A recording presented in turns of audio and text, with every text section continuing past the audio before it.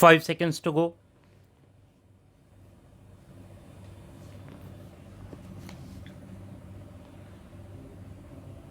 Start. Since independence, considerable interest has been shown by the states, individuals, and voluntary agencies in the field of education. Educational facilities are being gradually extended to the remotest corners. Burden of tuition fees is being sought to be lessened, especially for the weaker sections of our people.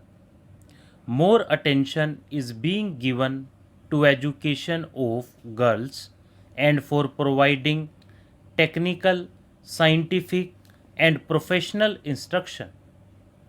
Nevertheless, I must confess I am far from happy with the progress we have made or the direction our educational programs have taken.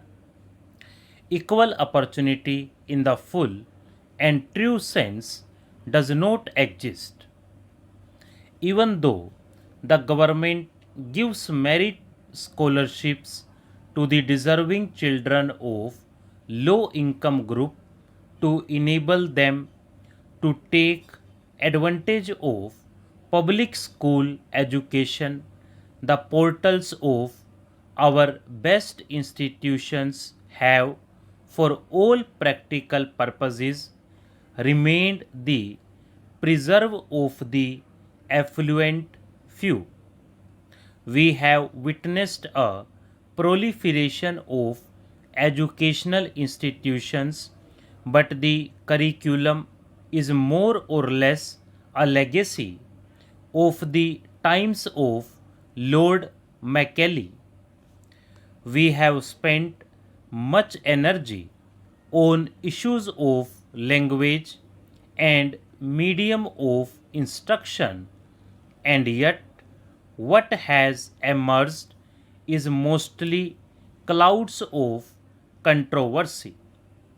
We have not been able to evolve any system whereby our young boys and girls, after finishing their studies, can come out of their schools and colleges with any measure of self confidence to face the realities of life and to undertake their responsibilities as responsible citizens and custodians of the future. Standards of discipline and physical fitness have also noticeably fallen. It is not too late to make a dispassionate reappraisal. The educational system has to be relevant to the society in which we live. Our children are the greatest asset of the nation. The future of the country depends on them, and how safe the country's future will be in their hands depends in turn on the character and capabilities that our education system and our educational institutions instill, inspire, and build in them.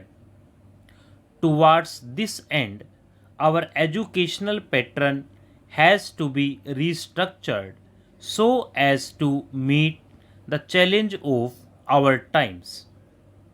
It should be flexible enough to adjust to the changing requirements lest it should get fossilized.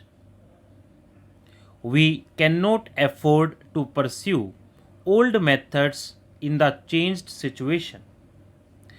If we want to build a brighter and better India, we should start at the school level by training our girls and boys to be useful and worthy citizens of the motherland.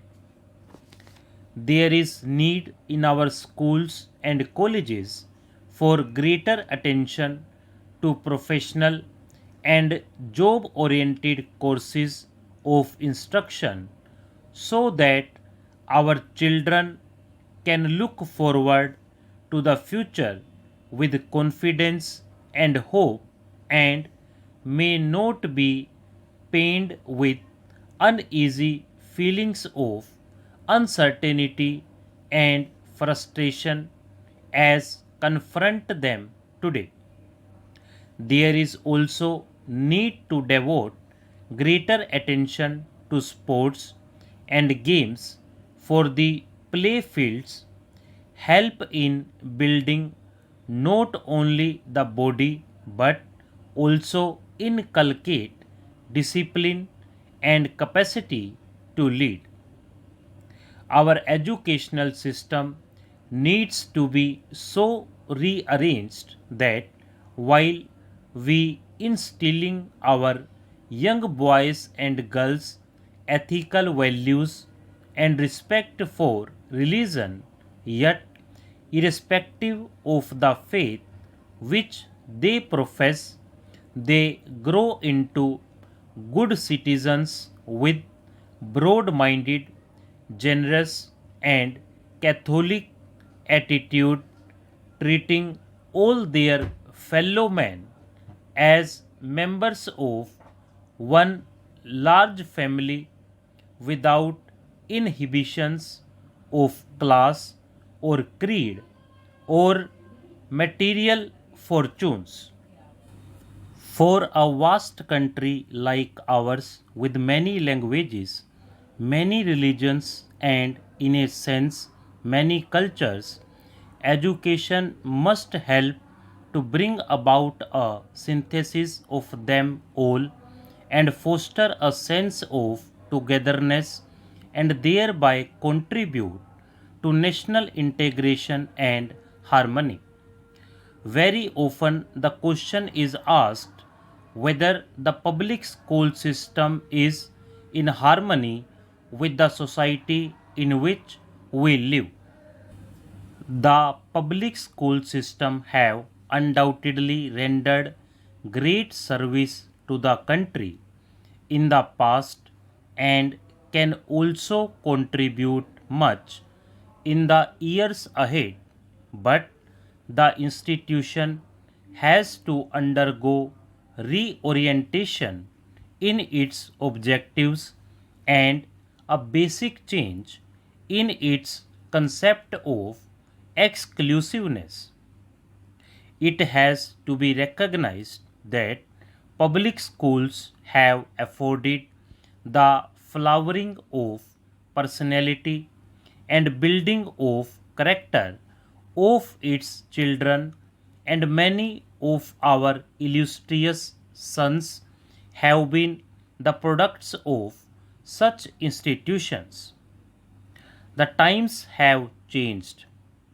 If the public school system is to continue and prosper and be meaningful, and I would go further, if it has to have any place in our society, it must ensure that admission of students is not restricted only to those who come from the affluent strata of society and who can afford to spend lavishly.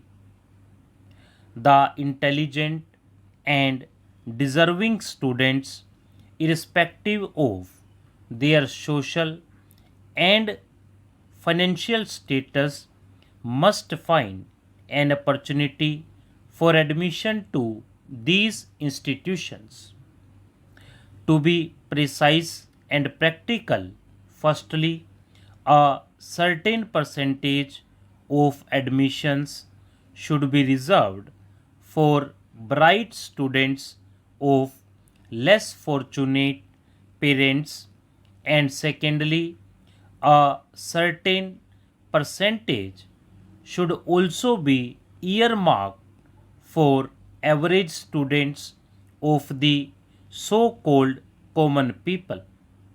We have vast talent lying untapped in our sprawling rural backwaters, and this talent must be harnessed for the overall good of the country. The country is facing many problems, but there are many opportunities as well. Stop.